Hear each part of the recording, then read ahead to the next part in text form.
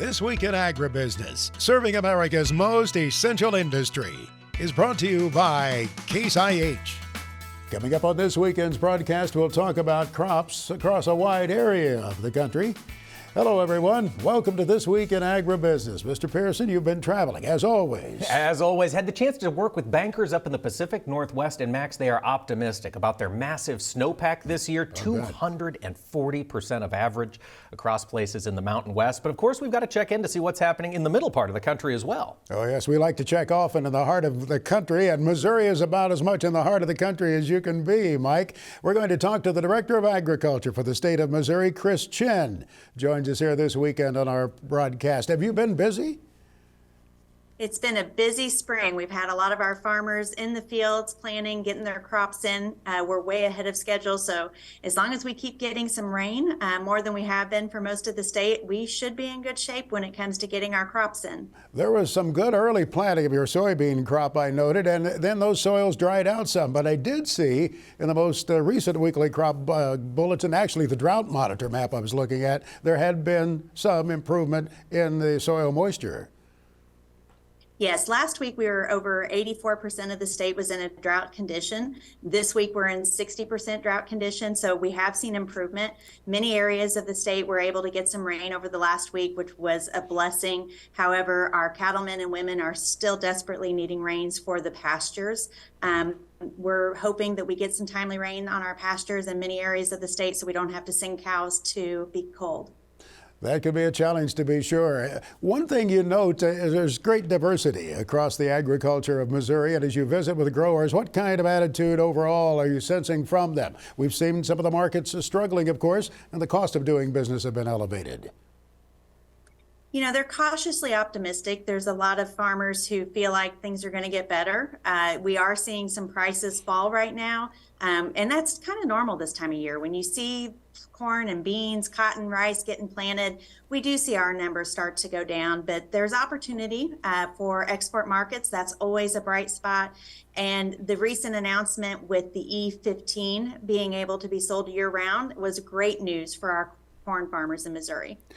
Often this time of the year, we see a rush to get some things done in our state capitals as lawmakers are working against a deadline in some states. What's happening in your state? Are there key pieces of state legislation that you're watching or working on now? Well, we were watching some legislation very closely, and I'm happy to say what we were watching made it across the finish line last week. We had a legislative proposal that would allow us to address some of our fees in the Weights and Measures Division. Some of those fees have not been adjusted since the 1950s, so that was really important to us, and so we were excited to get that across the finish line. We also were excited that we got some much needed updates to our land survey division that's going to allow us just to be more current with today's technology. We noticed the news, of course, a few weeks ago. Smithfield was pulling back a little bit in the hog industry in your state. How significant is something like that? How important are those swine operations and the families that are participating in the hog industry? Well, in Missouri, the pork production industry is sometimes our number 6, number 7 when it comes nationally to where we place. We kind of go back and forth with a couple other states, so it's a very large industry in the state of Missouri. The news actually took a lot of our hog farmers by surprise. They're cautiously optimistic that it's going to actually help weather the storm. In the short term, the news is going to have an impact on the cull sow market. And so that's going to have a huge impact on our independent family farmers' bottom dollar.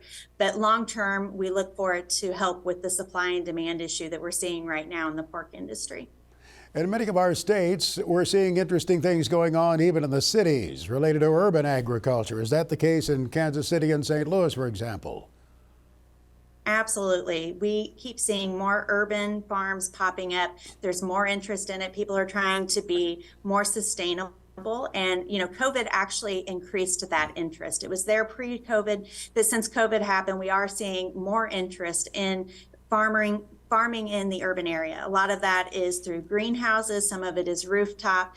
Others is just trying to supply the farmers markets in areas where there are no grocery stores, where we have some food deserts. Many of our farmers have faced challenges trying to work around the cities, of course, with the mass of the population right there by them. But at the same time, it does offer opportunity, doesn't it? We know some cow-calf people in Missouri who really have been trying to serve that freezer beef market. That's right. That has really been something that's been a bright light in agriculture since 2020. There are more people who are interested in purchasing their pork and their beef directly from the farm. They want to get a quarter or a half and put in their freezer.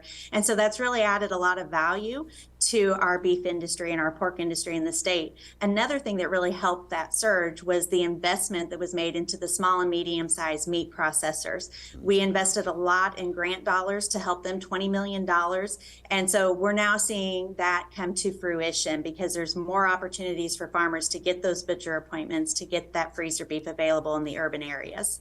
We always appreciate your time. We look forward to seeing you along the way somewhere, maybe the Farm Progress Show later this summer. Chris, thank you. Thank you, Max. Chris Chen, Director of Agriculture in Missouri.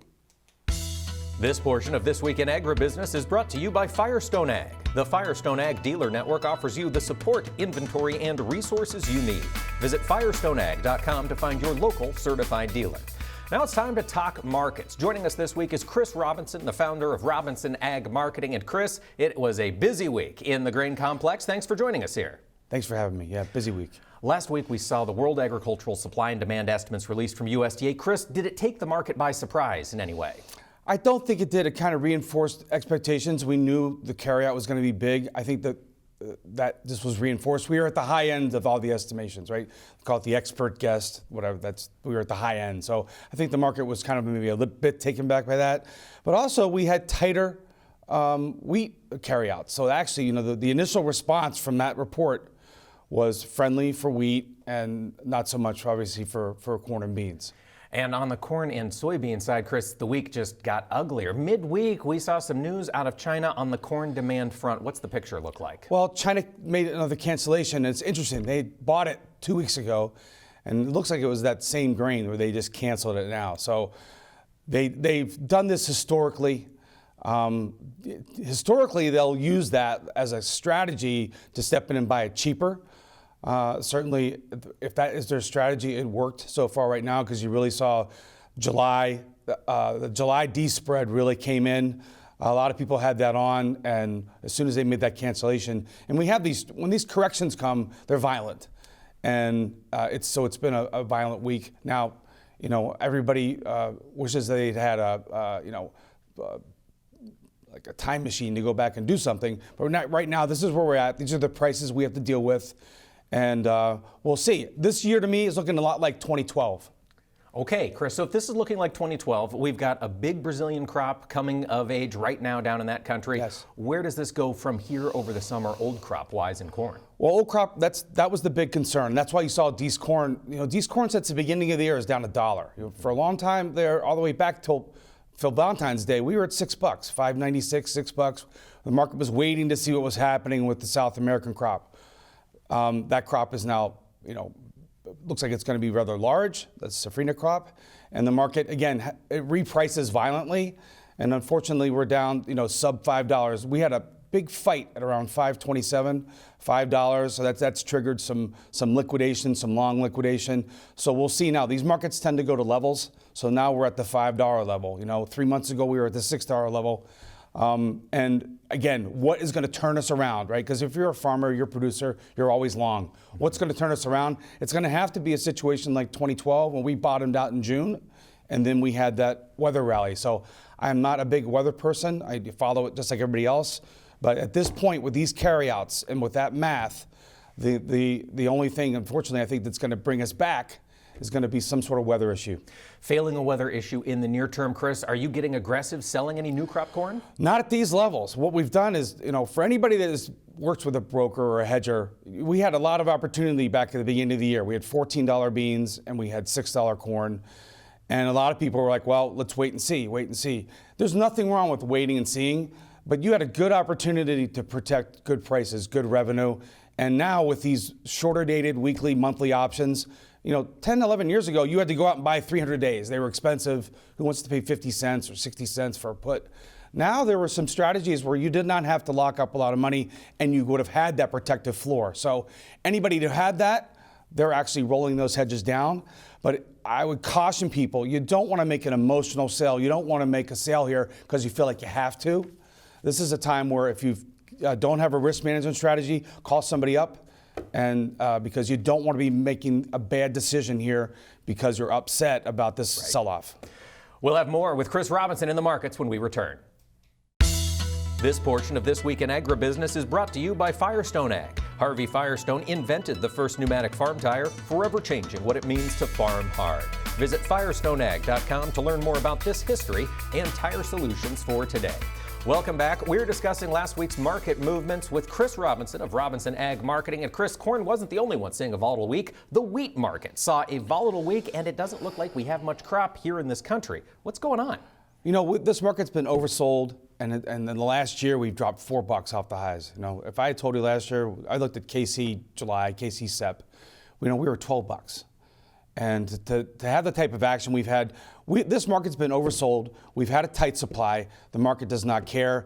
Every 2 months there's a spook with what's happening in Ukraine. And that just kind of all happened here this last week. You had the Chinese cancellation, and you had another 2 months worth of their kick in the can. So grain's going to continue to move in the Black Sea. The hard red wheat market had a nice rally. We were just sitting there talking. We were at $1.80 off the lows. People were like, okay, here it is. They're finally done. Everybody's out. And then in 24 hours, we broke 60 cents, 65 cents, just a horrendous correction. So the market is very, very touchy right now. We got a really friendly wheat tour. Right? Everybody out there looks at social media. The wheat crop's not in good shape. Lowest amount of acres in a long, long time. People are abandoning wheat. Everything fundamental is bullish, but the market doesn't care. So when that happens, that's kind of a warning sign. And I think until we can cut this, see we've got a tradable bottom, I think you've got to be looking, I know it's hard to do, but to sell rallies. When you get a $1.80 rally, at least think about picking up the phone and doing something. Makes sense. Speaking of $1.80 rally, Chris, we have seen an incredible rally in the cattle complex over the past 3 weeks. It is one of the brightest spots in the commodity sector. Can it continue as we get into summer? Supply and demand. We've got a small herd, and people have been bearish cattle for 14, 15 months because they're worried about the economy. People are going to stop buying steaks.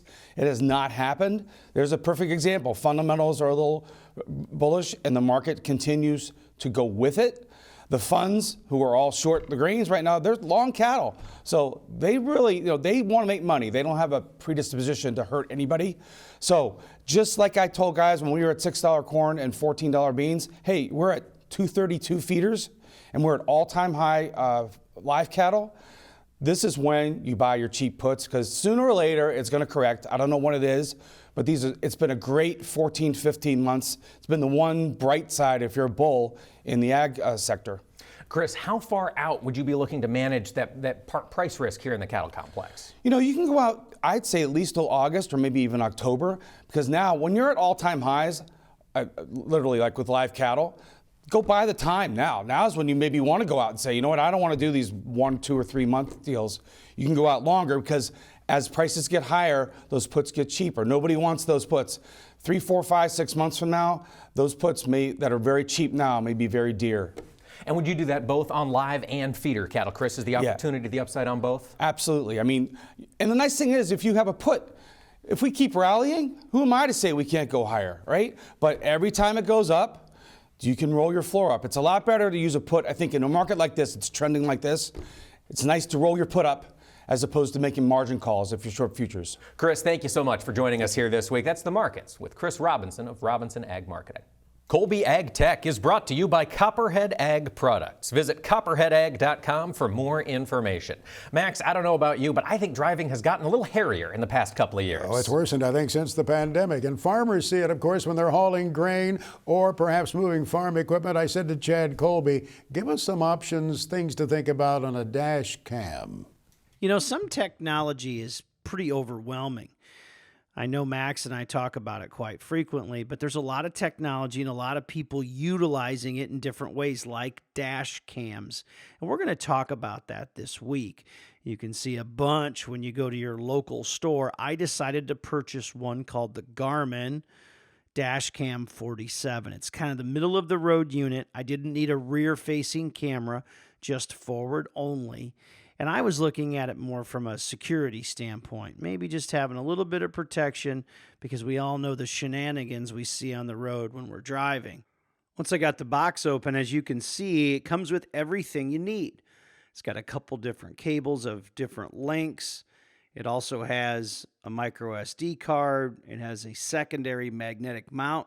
So if you wanted to have this in say a pickup truck or a semi or a tractor, you can just take it off. Of course, it has a 12-volt plug as well. Once I got in the car, I located where I wanted to put the camera, glued it up there, hid the cable behind the door trim, put in the micro SD card, and turned this thing on. I was in business. Now, it does have an app if you want to automate the data there, but for this test, I actually pulled out the data card and took it to my computer. You can see here I'm in downtown Eureka, Illinois. The camera's above my mirror there. If you reach on the side of it and push a button, that'll block a 30-second clip, and of course that's what's playing down in the lower right-hand corner. You can see the data on that video, which is pretty neat there. And that's honestly just the tip of the iceberg. This camera, of course, has got a GPS that's built in. It's got voice control. It's got live monitoring if you wanted to hook it to Wi-Fi. Certainly you can get more advanced cameras that do all kinds of things like parking guard, record everything going around your vehicle. I can't think of all the amazing applications that we could use this on our farm and ranch, let alone in a semi or anything like that. You can see here, I push the button again. I'm driving by a tractor here on a rural road, and I just thought I'd share that with you. But the interesting part is these cameras are constantly recording. So if something would happen, you're going to have a recording of it for a lot of, I would say, good reason, of course. You won't believe what happens here in a couple minutes. I mean, you can't plan it, Max. You're going to see right here, I'm on a state highway coming up to another one. It's a four-way stop, and from the right-hand side, you're going to see a red car, and this lady never turned and looked at me and went right through the stop sign. So again, I just think this technology might help us protect ourselves a little bit. And what about putting this on a tractor or a floater? I think there's a lot of other applications we're not even thinking about. So it's a little bit confusing, a little dizzying when you look at the options in dash cams. Thanks to Chad Colby for helping sort it out for us.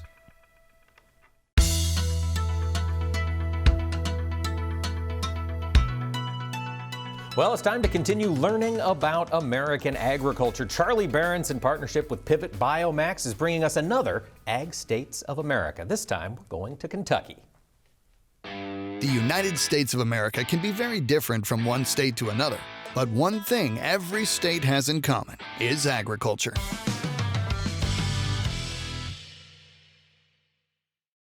Hey everyone, I'm Charlie Behrens and welcome to the Agricultural States of America. We're going to test your knowledge about the agriculture of different states and hopefully give you a little bit of appreciation for all the great things that farmers are producing across America.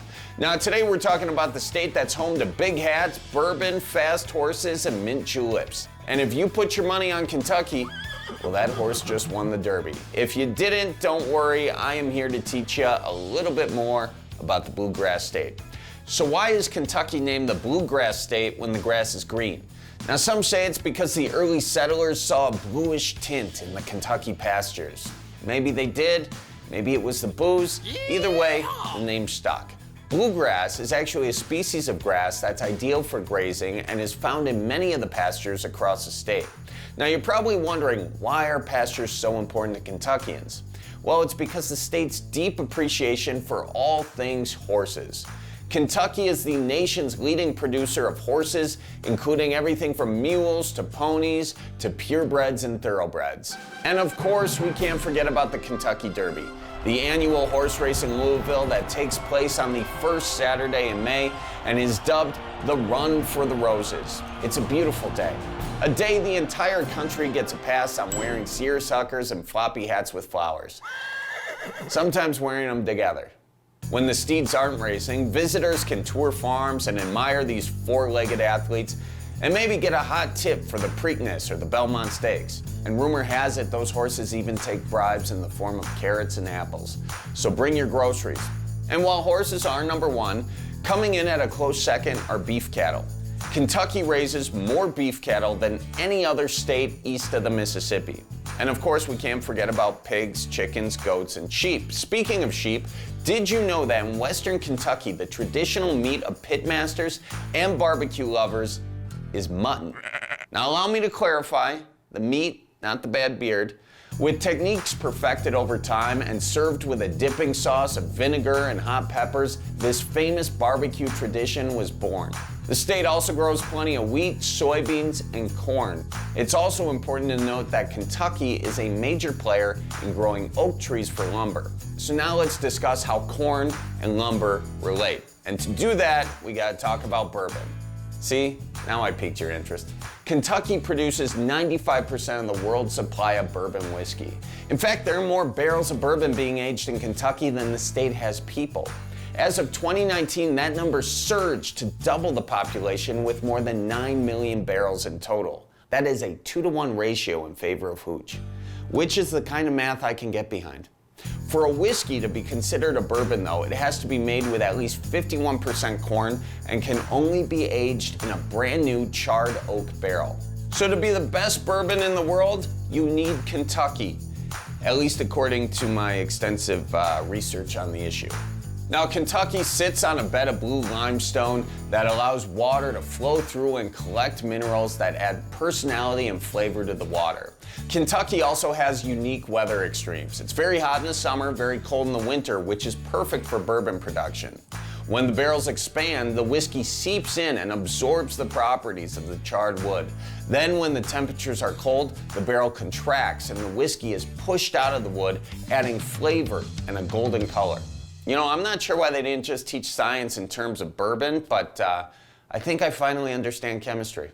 But what about all the used barrels? Well, Kentucky exports them around the world for the production of other spirits like Canadian Scotch, Irish whiskey, Mexican tequila, and even French wine.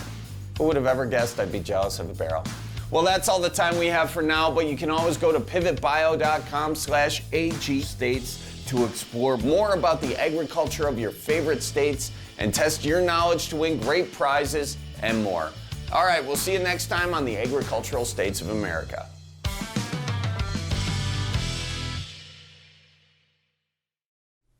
Well, our thanks to Charlie Behrens there with another fascinating Ag States of America. Folks, if you want to learn more, you can find them at pivotbio.com/agstates. And Max is a good Southern Indiana boy. I bet you've spent some time in Kentucky, haven't you? I looked from afar. You know, we'd look over the Ohio River down to the south, growing up in southwestern Indiana. You know, Charlie, I'm sure you weren't enlightened too much about bourbon, but I was. I was really impressed with the information that he shared there. Yeah. And of course, at one time, it was a big tobacco producer. There is still tobacco grown in the state of Kentucky. I think about 35,000 acres of burley tobacco still produced there, maybe 10,000 acres of dark cured tobacco. So there is still some production there. At one time, I think it was a $1 billion industry back around 1997. But as has been the case in some other states, we've seen that conversion from tobacco production into other crops, and growers are doing very, very well in that post-tobacco era. But it was a great source of pride that it really supported many families for a long time. It certainly did, and you hear that when you talk to folks from Kentucky. Now we're to a point we're seeing these tobacco barns, long a heritage and a site across Kentucky, being converted into vacation rentals for folks to come and experience the culture that way. I think it's fantastic. And Max, I've got to say, I stopped and saw Churchill Downs when I was in Louisville for the Farm Machinery Show. Pretty interesting to see there. We'll know where to look for you in May. That is true, folks. That's the Ag States of America. You can find more at pivotbio.com/agstates.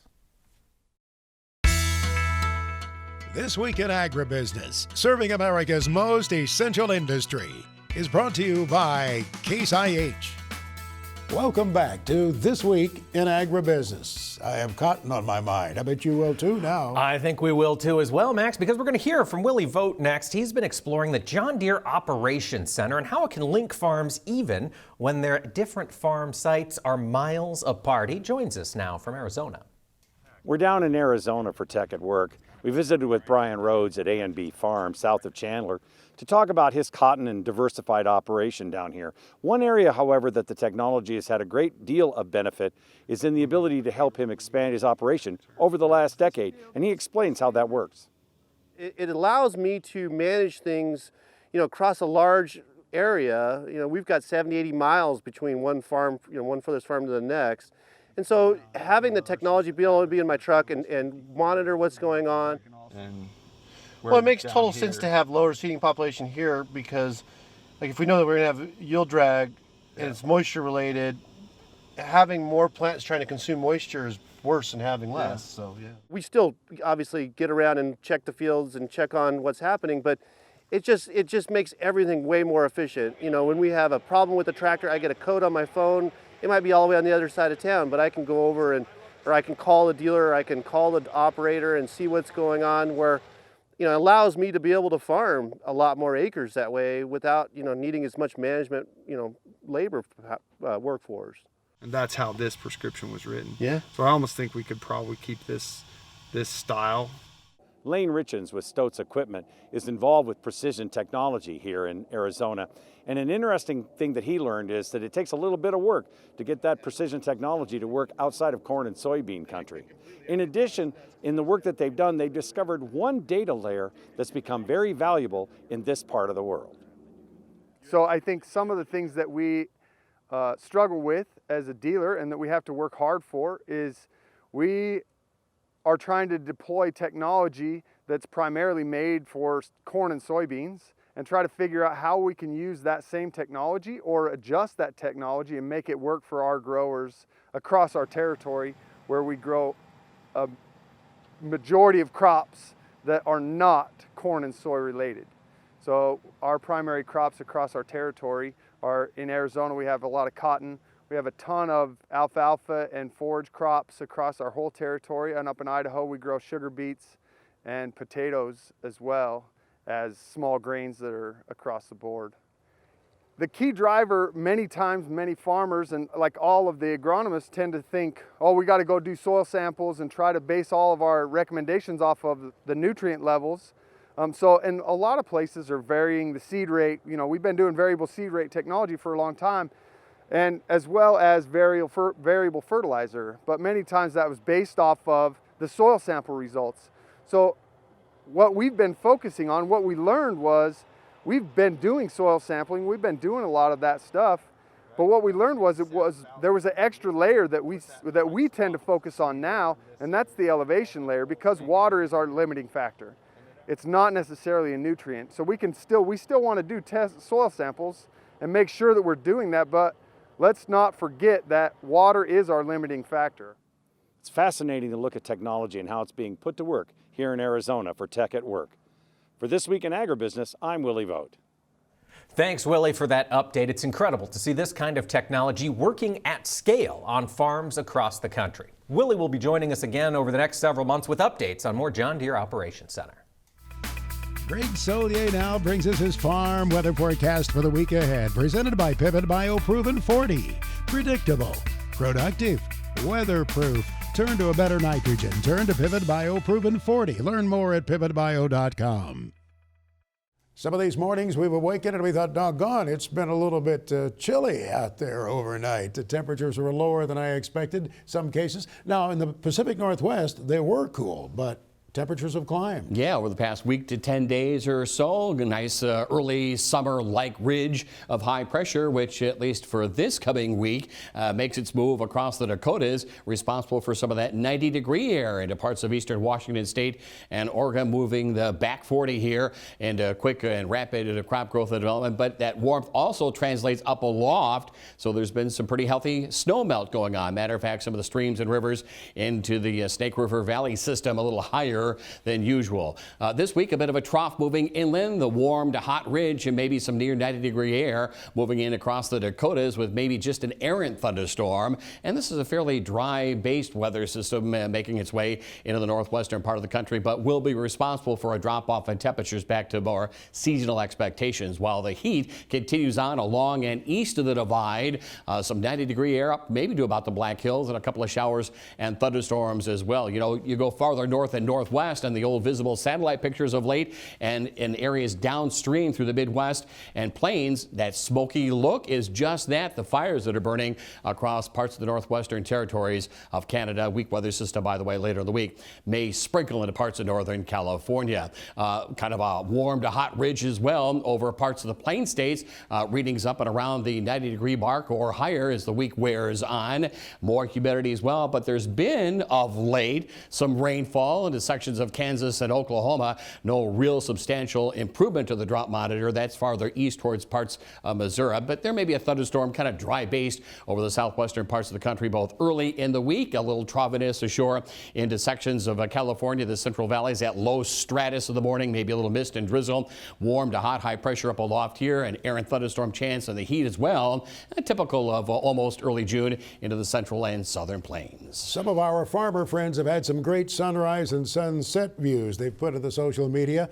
That's because of the haze from Alberta and Saskatchewan, isn't it? Exactly. And that over the past week, that dry northwest wind flow, and we'll probably see some of that from time to time here in the coming days and weeks. And here is that northwest to southeast upper air flow. So yeah, some impressive sunrise and sunsets. It is a dry weather forecast here for a good part of the Corn Belt, coming off what's been 6 to 12 inches of rain into parts of southern Minnesota the past 3 or 4 weeks. So a little behind here. Everyone else should continue to make good progress out on the back 40. Stray shower across the western Dakotas into the early portions of the week. We'll get a frontal boundary west to east to stall on out. The cool air for a change up towards the Sioux, and a couple of widely scattered showers and thunderstorms will be on the increase over the western Corn Belt locales later in the week. Here's the heat as far north as the Nebraska Panhandle, and a pretty good go of it for outdoor work and field work over the eastern and southeastern sections of the Corn Belt. Southern plains areas, what is it? About a third of the winter wheat crop has already been abandoned.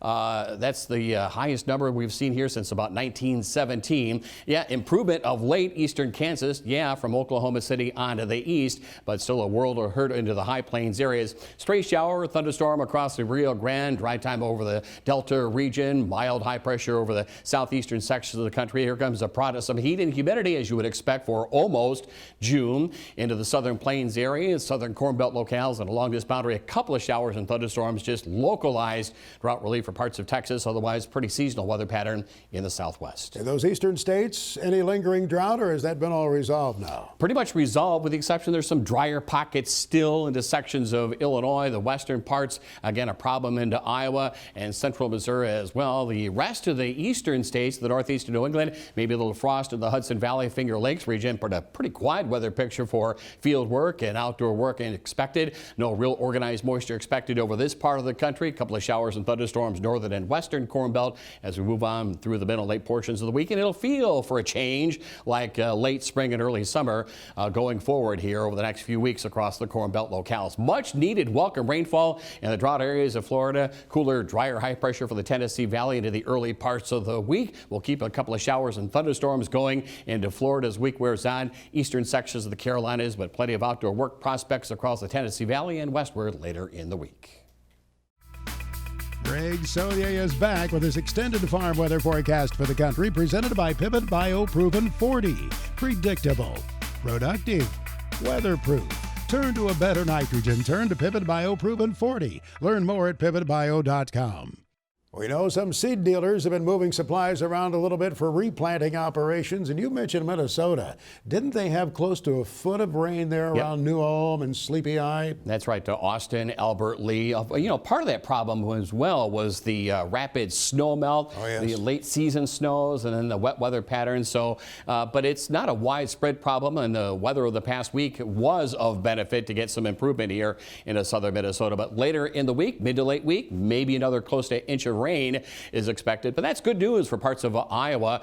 We did get rain last week in this particular corridor of central Missouri, eastern Kansas. There's been very modest improvement into Missouri, more so through Kansas, and once again, North Platte, maybe Wichita, Oklahoma City to the east, not bad. To the west, a different story, but maybe as we get into early June, some relief showing up. Severe weather, but more rain will take it down through some of the drought areas of Florida. Pretty quiet for the northeast of New England. Late in the week, a quarter to half inch in scattered coverage for the eastern Corn Belt. Widely scattered stuff across parts of the northern Rockies, Pacific Northwest, in addition to some of the heat. And as you would expect for the time of year, maybe a dry base thunderstorm over the southern Sierra and desert Southwest. Otherwise, the runoff is underway off the Sierra. As we get past Memorial Day, will the heat build a little bit? Now, the heat is there. The warm, hot ridge kind of a little farther to the north. Compressional warming, as we call it in the weather business. The air sinks. You know, when a gas sinks for folks in the engine business, things heat up, and that's just about the way the atmosphere works here. So, yeah, if you're okay on soil moisture, rapid crop growth and development, the warmth over this part of the country. We've got some cooler air, in quotes, with cloud cover and high humidity dew points down through Texas. And again, here is some of that relief into parts of the western plains, desert Southwest, all the way to the Canadian border. Still plenty of opportunity for late season planting in this particular corridor, and more rain, which will be welcome. Could be heavy and severe down through Florida. Compressional heating, I believe you said. Compressional heating, sinking air. We'll look to that first full week of June for any compressional heating. And it's still there, a little bit left over here across the heart of the Corn Belt, Great Lakes region, with temperatures close to the 90-degree mark or a little higher. Humidity won't be all that bad. The warmth to the Gulf Coast all the way back to the Divide, a little drop off in temperature readings over the western sections of the country where we're back into a drier mode here. More drought relief in spots for parts of the plains into the upper Midwest. Western Corn Belt locales will need it by then to the Mississippi River. Normal precip farther to the east. Wet weather continues on over the southeastern sections of the country. Well, the week of June 12th, before the week is over, we'll wind up at Grand Island in Nebraska for the big Red Power Roundup. How do you see that week? Temperatures will be coming on down, a little more reflective of maybe near normal here into the 80s for daytime highs. The warmth kind of collapsing a little bit over the southeastern and eastern portions of the country. A little low but some cool air relative to mid-June over the northern and western reaches of the country. And it's an active weather pattern for the Corn Belt and across the northern states from the Pacific Northwest to New England. Next on This Week in Agribusiness, it's Max's Tractor Shed, spotlighting another great American tractor. Well, when he gets this one done, he'll be turning some heads, all right. They'll be looking at the Dino. Max's Tractor Shed is brought to you by Mystic Lubricants. Mystic Lubricants are made to make it last. Cliff Stugart loves his Farmall tractors. He has a bunch of them, all right, but the one he's working on right now belonged to a longtime tractor puller. Here's a look at how that tractor has progressed. It belonged to Eugene Sellers, and Mr. Sellers had been fixing it up for pulling but didn't complete it. Well, Cliff is powering it up, to say the least. I think I saw a screenshot of the Dino that showed something north of 85 horsepower, and then Cliff's note to me said, not broken in, but I'd guess another 5 to 10 horsepower. Well, even a farm broadcaster can do the math on that. That's pushing 100. That's another one of the tractor projects with a destination in mind before the summer is over. Cliff hopes to haul it to Rantoul, he said, to show that early Farmall H, a 1939 copy at Cogan Station, PA, just a little bit north of Williamsport. Let's see what's selling in the week ahead at Big Iron Auctions. Our friend Mark Stock comes in now with his weekly report.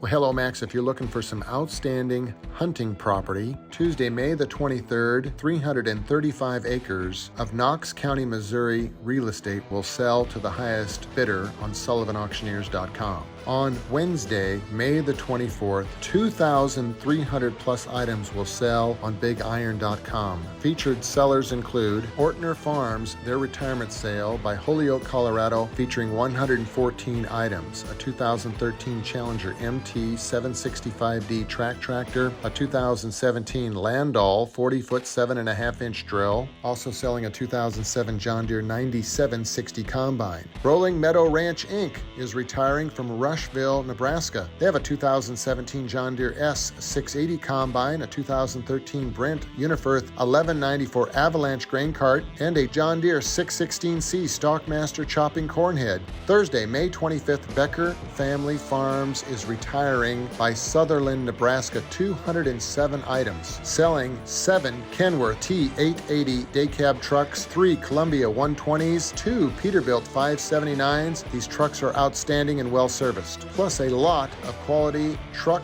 shop equipment. Folks, we've got a lot of land and a lot of quality equipment selling next week.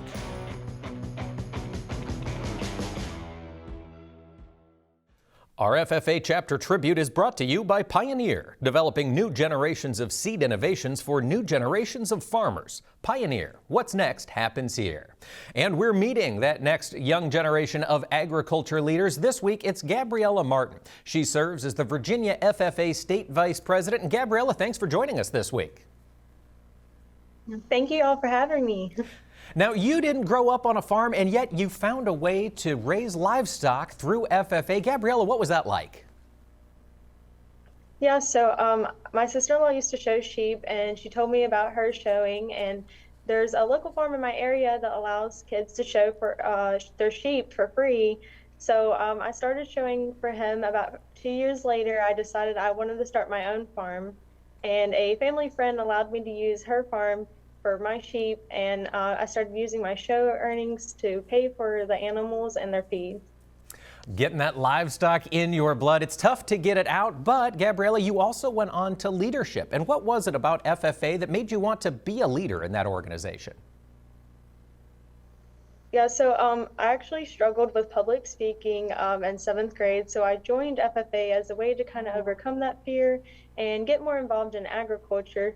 And that helped me be a leader in my community more, and I was able to do a lot of community service projects, and I really just got involved and I enjoyed it, and it became a passion for me. And of course, the school year is winding down on this scholastic season. But Gabriella, what are you excited to do with your FFA peers here before the end of the year? Yeah, I'm really excited for the banquets that we've been going to, and I still have a few more to go to. And just love seeing the members and all their accomplishments from throughout the year. They truly are incredible members, and I'm so proud of them and getting to see them all again before state convention. So that is exciting. Convention will be here later on this summer. And Gabriella, long term, do you hope to make agriculture a career? Yes, I plan on going to Wethel Community College and then transferring to Virginia Tech for the vet program, the vet school. I want to be a mixed practice veterinarian with a main focus on large animals. So. Well, we wish you the best. We certainly need more folks caring for our food animals and large animals out there in agriculture. Gabriella Martin, thanks for joining us this week. Yeah, thank you all.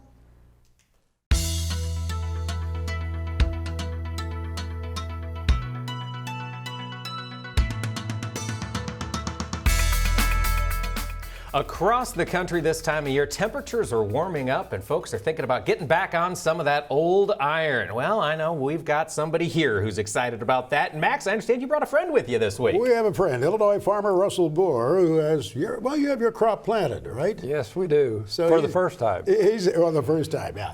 You're busily planning for something we're going to be doing later in the summer, the Half Century of Progress. We've been talking often about it, and he's one of the co-directors for the show. Very exciting. Russell, when is it going to be taking place this year?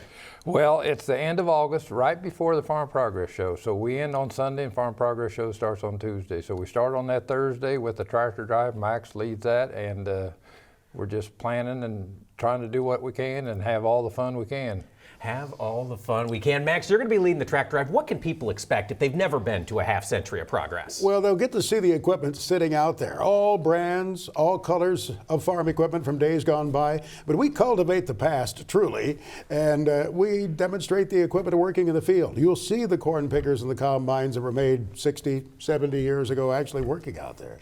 Russell, you've been involved for a long time with the Half Century of Progress. It's on the Rantoul Air Force Base. What's that like for folks when they get there that first time? Well, one thing that's nice about it, we got a lot of concrete. So if it does rain a little bit, we can still do the show. We might not be in the field, but usually we are.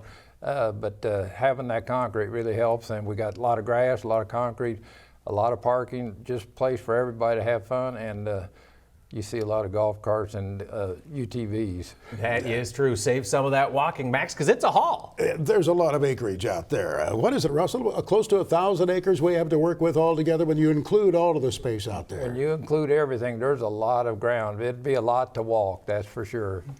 Now, Russell, you mentioned, Max, we're going to see tractors of all different colors there. But I understand this year we've got some special events taking place. Russell, fill us in on what's happening with the Alice-Chalmers side. Well, one thing, Rich Bergeson and them guys approached us about having D21s at Rantoul this year. So they're wanting to have 200, so we'll see. Max, something close to your heart is also being celebrated this year. Farmall's got a big anniversary. Yeah, we're celebrating 100 years of Farmall, and we'll do that with a special tractor ride on the day between the half century and the Farm Progress Show. We'll be taking a big lineup of antique tractors, Farmalls, into the show site at Decatur, Illinois. But before that, there'll be a magnificent display of them at the show at Rantoul. So there'll be something for everyone there. Absolutely. Now, you mentioned we're cultivating history. Max, what else is on display that people can experience? Well, you know, there will be vendors out there selling parts, so if you have tractors and you restore them, you'll be able to buy those things. There are books that'll be sold.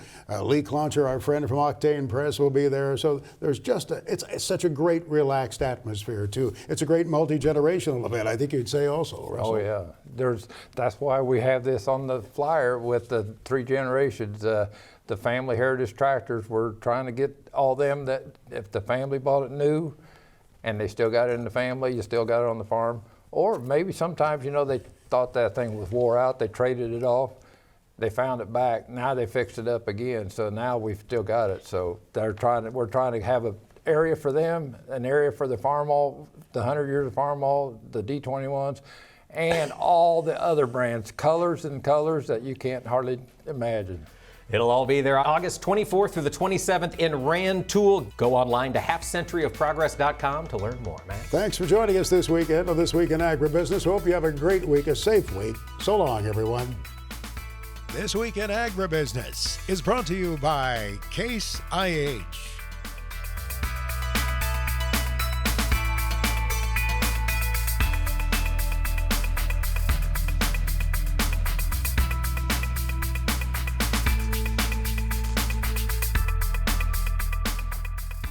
This Week in Agribusiness is produced by Omax Communications in association with 22 Creative Group. We invite you to visit us online at agbizweek.com.